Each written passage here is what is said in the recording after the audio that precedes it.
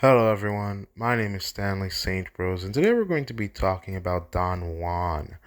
Now, before I go into summary analysis of this work, please remember to leave a like, subscribe, and/or comment so that the channel can continue to grow. Now, Don Juan by Lord Byron. Very interesting work here. Now, Don Juan is usually known as a womanizer. He's usually known as this man who takes advantage of women. He's usually known as the dominant individual within the narrative.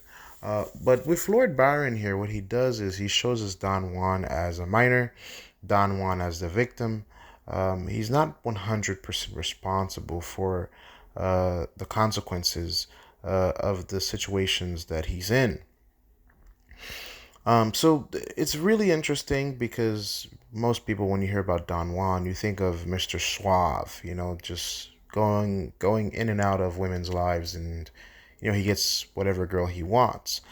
So basically, what happens here, Don Juan, we find him, he's a minor. There's a woman who's 7 years older than him. She's married. She's 23, and well, she starts sleeping with Don Juan when he's like 16 years old, and she's married. And basically, what happens is that the husband gets suspicious of this.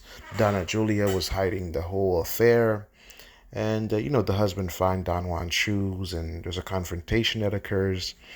Donna Julia gets sent to a nunnery, and Don Juan, his parents like ship him off. They're like, you need to learn some better manners and how to live in a proper society, because it's probably a good idea not to sleep with people's wives.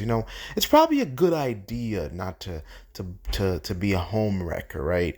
To break people's marriages. It's good for the fellow man that you're not the spark or the catalyst that really ruins it all for everybody, right? So Don Juan, he goes off, and there's a lot of adventures here. At a point, they have to eat his dog, his teacher, the people on the ship that he's in. They have to, because they need to survive, and they all go mad after eating the teacher. But somehow, this whole ship disaster, Don Juan survives for some reason, because Don Juan is Don Juan. He always makes it out alive. All right. Next, Don Juan ends up in the hands of Haiti, who is this daughter of this pirate who sells slaves for profit. He's on the slave business, okay? So the pirate's not happy. He gets into a confrontation with Don Juan eventually, and Don Juan before that, Don Juan was playing some hanky panky with Haiti, all right? They don't even speak the same language. But Don Juan is so suave, so smooth. The ladies want him so much that Don Juan gets Haiti pregnant, and then she dies because the heartbreak is just too much. I mean, Don Juan, apparently he loves Hades too, but he's on the move again. He leaves that situation behind. Haiti dies. And yeah, next, we find Don Juan. He's, put up for auction. He's a slave now. You can purchase Don Juan, and this wife of a sultan, she wants a piece of Don Juan. And so she sends Baba to get Don Juan, and Baba, buys Don Juan, makes him dress like a woman to hide it all from the sultan, because, the sultan's wife wants to get it on with Don Juan. And she presents herself to Don Juan, and Don Juan's like, no, I'm still in love with AD, you know. So she considered having Don Juan's head beheading Don Juan, but that doesn't happen. Then Don Juan escapes from that situation. Then after that, it's Catherine II. He goes to England, and Catherine II wants to like lavish him with gifts. So, we find Don Juan in the hands of many different type of women that want to sleep with him, that want to be with him, that want to give him gifts. He's just that kid. He's the heartbreak kid. He's just that type of man. In terms of deeper meaning and analysis, this account of Don Juan by Lord Byron, these women, Donna Julia, she was married. She had established herself as a married woman, and she had a family. Haiti, her father was a pirate. They had income. They had their lives together. The wife of the Sultan, Catherine II. All of these women were in places that were higher up or that were more stable than Don Juan's places. They wanted him. It's not that he dominated over them.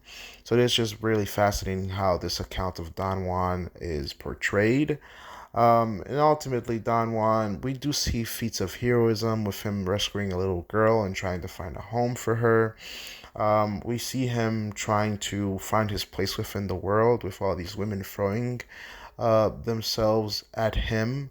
He tries to find true love where he falls in love with some of these girls, but somehow he always ends up in a situation where he has to be running away, or they kick him out, or they ship him off.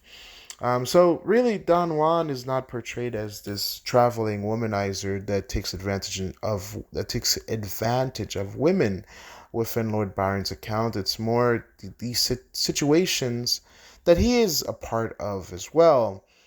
These situations, there are two parties that can be blamed for the situations that take place within Don Juan's life.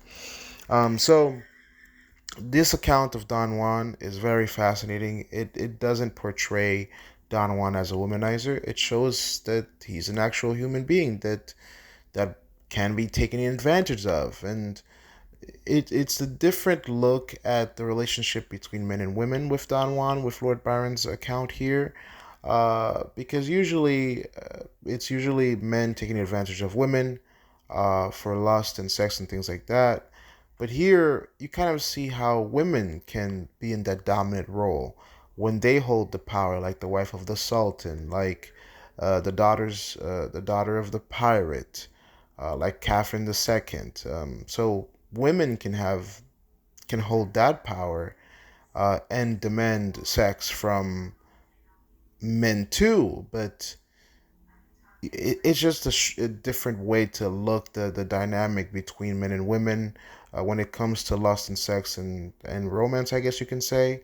When these women want Don Juan either sexually or romantically, and we see how they can use their power and their position in society to get what they want. So that is very fascinating, and it's a different way of looking at the relationship between men and women, and also looking at Don Juan not as a womanizer, but as an individual who finds himself in situations that he didn't construct entirely by himself. So that is very interesting to look at. So that's all I have to say about this work. Please remember to leave a like, subscribe, and or comment, and I'll see you guys in the next video.